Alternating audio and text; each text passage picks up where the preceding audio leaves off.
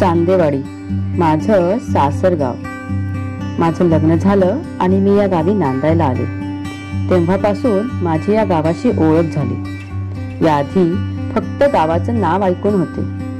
नावावरून वाटते तशीच छोटीशी वाडी आहे ही. जवळपास 125 उमरा असलेलं हे माझं गाव. 700च्या आसपास लोकसंख्या. 3 ते 4 गल्ल्या फिरल्या की गाव बघून होतं. आमच्या या गावाला निसर्ग देवतेने अगदी मुक्त हस्ताने साकारलं आहे. गर्द हिरव्या वनराईत लपलेलं हे गाव हायवेवरून पाहिले असता आत कुठं लपलं आहे याचा अंदाजही येत नाही. अगदी इकडे आत गाव आहे असा प्रश्न नवीन माणसाला पडला नाही तर नवलच. तसं पाहिलं तर हे गाव तालुक्याच्या गावापासून अगदी 4 किलोमीटर अंतरावर. त्यामुळे शाळा, कॉलेज, सरकारी कार्यालय आणि दवाखाने या सगळ्या सोयी अगदी हाकेच्या अंतरावर. गावात शिरताना डाव्या हाताला राजारामपण डोंगर व उजव्या हाताला गायरान यांच्यामधून नागमोडी वाटेने किर्र झाडीतून 1.5 किलोमीटर अंतर पार करावे लागते. तेव्हा शहरी गोंगाटापासून दूर असलेलं माझं गाव नजरेस पडतं.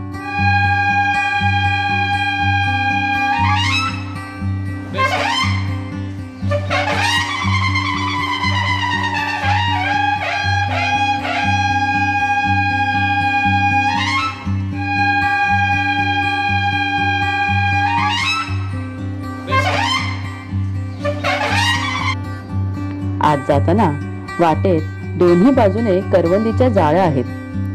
उन्हाळ्यात तुम्ही जर गावी जात असाल तर जाळीतील करवंद शोधत शोधत आणि त्यांचा आंबट गोड स्वाद चाखत तुम्ही गावात कधी पोहोचला हे कळणार सुद्धा नाही. आणि पावसाळ्यात गेलात तर असं वाटतं गाव अगदी नव्या नवरीप्रमाणे हिरवा शालू पांघरून लाजून बसलं आहे. पाऊस आणि धुक्यातून हरवून जातं गाव. वर्षा पर्यटनासाठी दुसरीकडे कुठे जायची गरजच नाही. गावात शिरल्या शिरल्या तुमच्या स्वागताला हजर असतं ते नव्यानं बांधलेलं विठ्ठल रखुमाईचं मंदिर. इथे मंदिरातील हसत मुखाने उभा असलेला विठ्ठल आणि त्याची रखुमाई तुमची वाट बघत असतात. गावातील प्रत्येक मुंबईकर आणि पुणेकर गाव सोडून जाताना किंवा गावात येत असताना सर्वात आधी या विठ्ठलाला आणि रखुमाईला हात जोडतो. त्यांच्या दर्शनाने प्रवास करून थकलेल्या जीवाला उत्साह येतो. तर प्रवासास निघालेला जीव आपल्या घरातल्यांचा भार त्या विठ्ठलावर सोपवून निश्चिंत मनाने आपल्या नोकरीच्या गावी जातो. या मंदिराजवळच एक उंच पाण्याची टाकी आहे. या टाकीतून सगळ्या गावची तहान भागते. बारमाही पाणी पुरवठा होतो. अगदी दिवसातून 2 वेळा पाणी पुरवले जाते. पाणी टंचाई अशी कधी जाणवलीच नाही. मंदिरापासून पुढे निघालं की गाव सुरू होतो. दोन्ही बाजूला कौलारू घरांची रांग सुरू होती. काही अंतरावरच ग्रामपंचायत आहे. ही गावाला सुख सोयी पुरवते आणि प्रसंगी गावावर अंकुशही ठेवते. या ग्रामपंचायतीच्या निवडणुकीमध्ये पण जाम चुरस असते. अगदी पुण्या मुंबईचे मतदार सुद्धा हौसेने मतदानासाठी येतात. पण ही चुरस मतदानापुरतीच बरं. तालुक्यातील पहिला आमदार हा आमच्या गावानेच दिला आहे.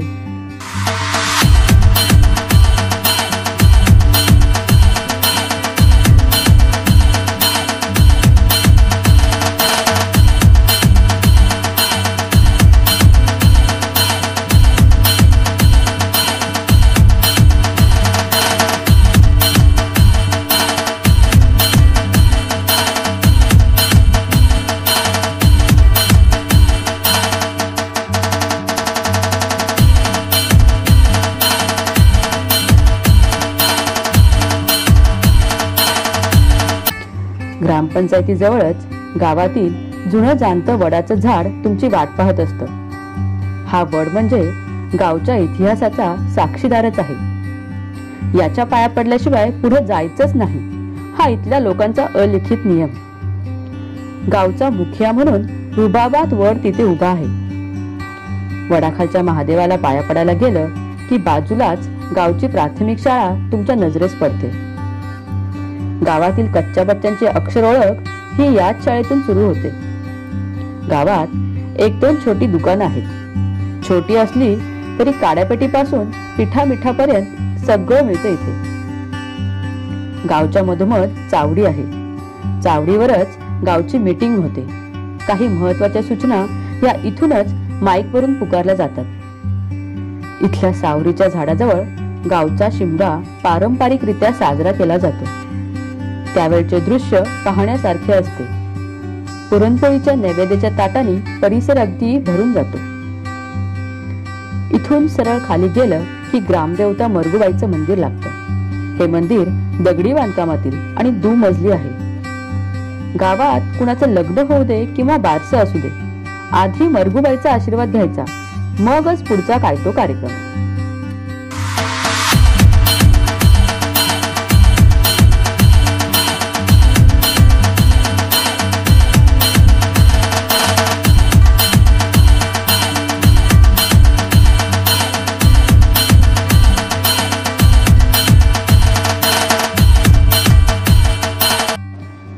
गावातील सार्वजनिक हळदी कुंकू असो किंवा गौरी गणपतीचा कार्यक्रम असो, हा कार्यक्रम मरगुबाईच्या साक्षीनेच होतो.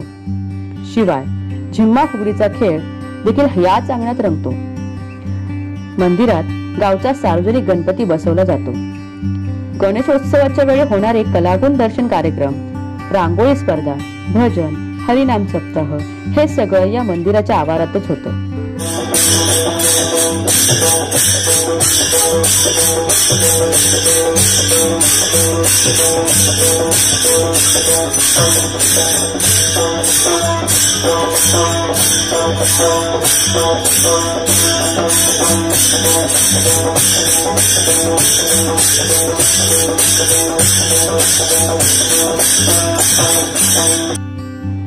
मंदिरापासून खाली नदी घाटाकडे जाणारी वाट आहे.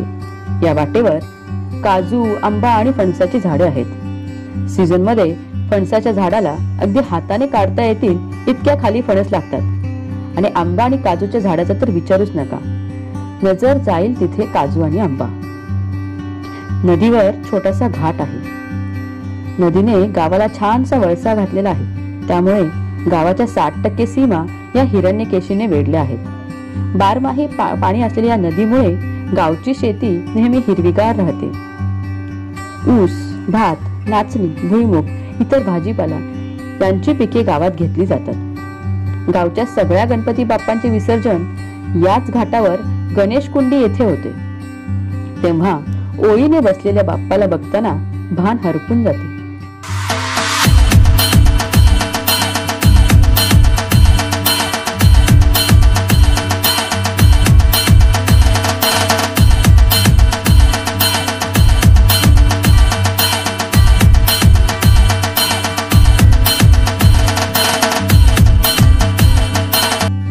गावी प्रामुख्याने शेती हाच प्रमुख व्यवसाय आहे.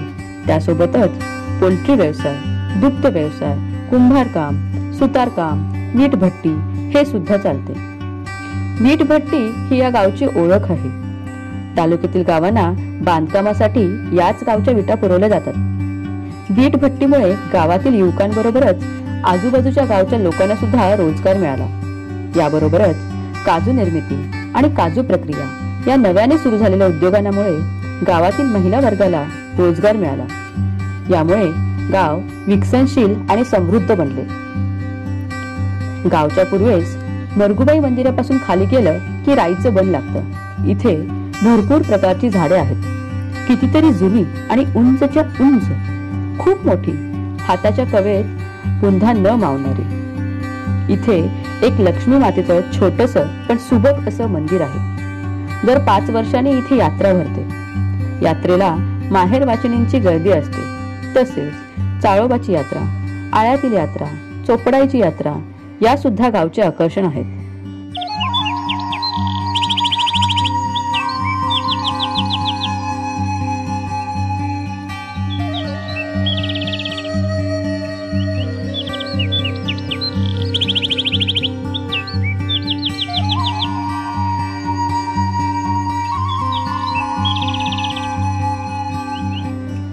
गावात आता डांबरीकरण झाले आहे. रस्त्यावर सोलारचे लाईट आहेत. हळूहळू गावात आधुनिकीकरण होण्यास सुरुवात झाली आहे. अजून एक सांगण्यासारखं म्हणजे खूप कमी ठिकाणी आढळणारी गाव जेवणाची पद्धत माझ्या गावीही आहे. म्हणजे काय तर गावात कोणाचं लग्न झालं असेल तर लग्न झालेल्या दिवशी संध्याकाळी त्या घराने सगळ्या गावाला जेवण द्यायचं. अगदी सगळ्या गावची चूल बंद. आणि गावातील प्रत्येक जण त्या लग्न घराच्या मदतीला असतो. पूर्ण गावभर जेवणाच्या पंक्ती उठतात. साक्षरतेच्या बाबतीतही गाव अग्रेसर आहे. पूर्वी रात्रशाळाही भरायच्या. त्यामुळे गावातील बऱ्याच महिला या सुशिक्षित आहेत. गावाला ग्राम स्वच्छता अभियान पुरस्कार तसेच यशवंत सरपंच पुरस्कार मिळाला आहे. चांदेवाडी गाव हे हागणदारी मुक्त आणि तंटामुक्त गाव देखील आहे. गावाला चांदेवाडी हे नाव का पडलं बरं? त्यालाही एक विशेष कारण आहे. गावात पूर्वी अभ्रक सापडत होतं, ज्याला लहान मुलं चकमक किंवा चांदी म्हणत. त्यावरून चांदेवाडी असं नाव पडलं.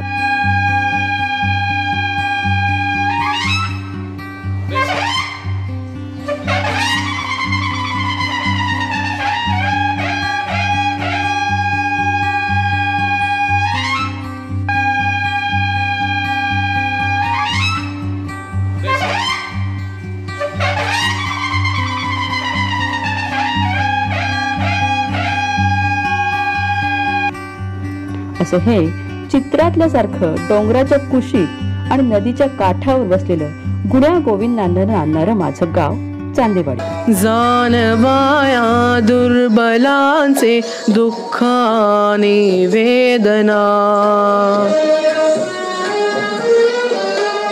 जाणवाया दुर्बलांचे दुःख आणि वेदना. तेवत्या राहो सदा रंध्रातुनी संवेदना.